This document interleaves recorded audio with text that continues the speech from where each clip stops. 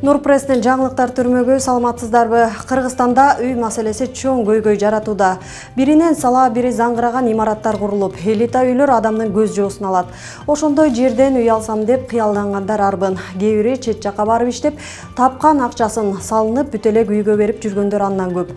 Бирок акча салгандын баары эле үйлүү боло калган жок. Анткени фундаментин куюп баштап алган компания миңдеген адамдардан акчаны алып коюп, салып бүтүргөнгө дарамети жетпей калып жатат.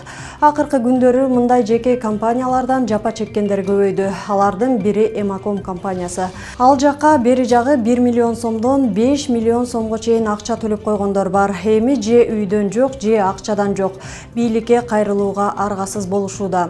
Алдангандардын арасында балдарын өзү чоңойтуп жаткан жалгыз бой энелер дагы бар. Ошол кездеги компаниянын ээси азыркы жогорку кеңештин депутаты Эмилбек Жусупов. Эл өкүлү мындай кылыгына мыйзам алдында кандай жооп берет?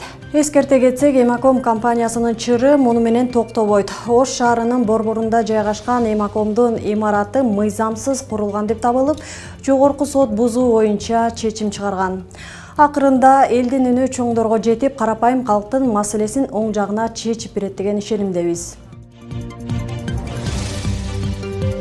Кийинки учурда коомчулукта кызарган нерсе көрсө баса калып, көп адамды сызга отургузган кызыл кулактар көбөйдү. 2021 жылы 13 ноябрда Айчүрөк Жоошбаева аттуу жарандын $14.000 бааланган Lexus 350 маркасындагы автоунаасын 1978 жылы туулган Сүйүнбек Мусурманкулов аттуу киши бөлүп төлөө жолу менен сатып алдым деп күрөөгө $2.000 таштап, куйругун карматпай кеткен. Же автоунаадан же калган акчасынан дайын жок, айласын таппаган Айчүрөк айым Аламүдүн ички иштер бөлүмүнө арыз менен кайрылган.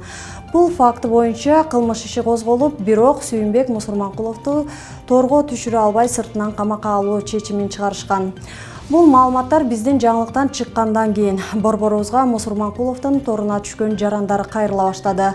Демек, ага алданган жалгыз гана Айчүрөк айым эмес. Көрүнбөс кийим кийгендей бүгүнкү күнгө чейин эркин жашап жүргөн, каралардын чөйрөсүндө сыйкырчы деген каймана аты менен аттын кашкасындай таанымал болгон кылмышкер Сүйүнбек Мусурманкуловдун колго түшпөгөнүнүн негизги себеби катары алынган маалыматтар боюнча Ички иштер министрлигинин жогорку катмарындагылар кырышабайт этери айтылууда. Акыркы күндөрү ушинтип алданып, менчигин колунан жулдуруп, кайра ала албай сыздаган жарандардын көбөйүшүн дагы укук коргоо органдарынын төбөлдөрүнүн Крим чөйрө менен ымалашып алганынан көргөндөр арбын. Андыктан алданган жарандар кайра эле карышкырга кой кайтартып аткандай Крим чөйрө менен киндиктешкен, ийимдегилерге ишенич артканы менен иштин жыйынтыгы болобу али белгисиз. Эми бул боюнча Ниязбеков Улан мырза эмне дейт экен, күтө туралы. Социалдык тармактарда тазалык ишканасынын жетекчиси Рамиз Алиев менен Бишкек Вторресурс ЖЧКсынын өкүлдөрүнүн ортосунда болуп жаткан чыр-чатактын видеосу тарады. Көрсө, бүгүн аталган ЖЧКнын жетекчилиги маалымат жыйында билдирүү жасап, Борбор калаанын мэриясын аларды базардан кысып чыгарууга аракет кылып жатат деп айыптаптыр. Эскерте кетсек, 2023 жылдын январь айында Октябрь райондук мэриясынын администрациясы Россиялык Бишкек Вторресурс жеке ишканасы менен таштандыларды чыгаруу боюнча келишим түзгөн. Бирок жалпыга маалымдоо каражаттарында жана социалдык тармактарда Октябрь районунан катуу тиричилик таштандылары чыгарылбай жаткандыгы боюнча тургундардан көптөгөн арыздар түшкөн. Ага байланыштуу атайын комиссия түзүлүп, ушул жылдын июнь айында райондук бийлик жарандардын арыздарынан улам Бишкек Вторресурс менен келишимди бузган. Бирок ишкана сотко доо арыз менен кайрылганын жана анын чечими чыкканга чейин таштанды чыгаруу боюнча милдеттерин аткара берерин билдирген.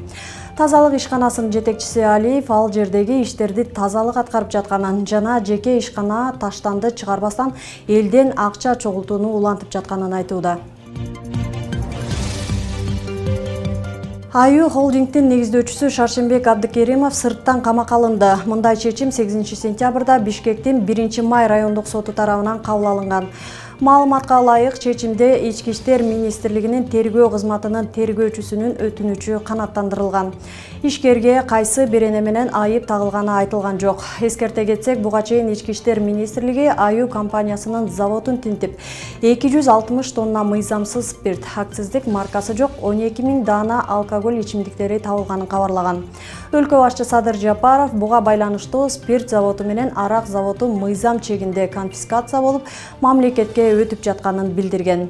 Шаршембек Абдыкеримов Жогорку кеңештин мурдагы депутаты, Улуттук олимпиада комитетинин мурдагы президенти жана Кыргызстан партиясынын негиздөөчүлөрүнүн бири.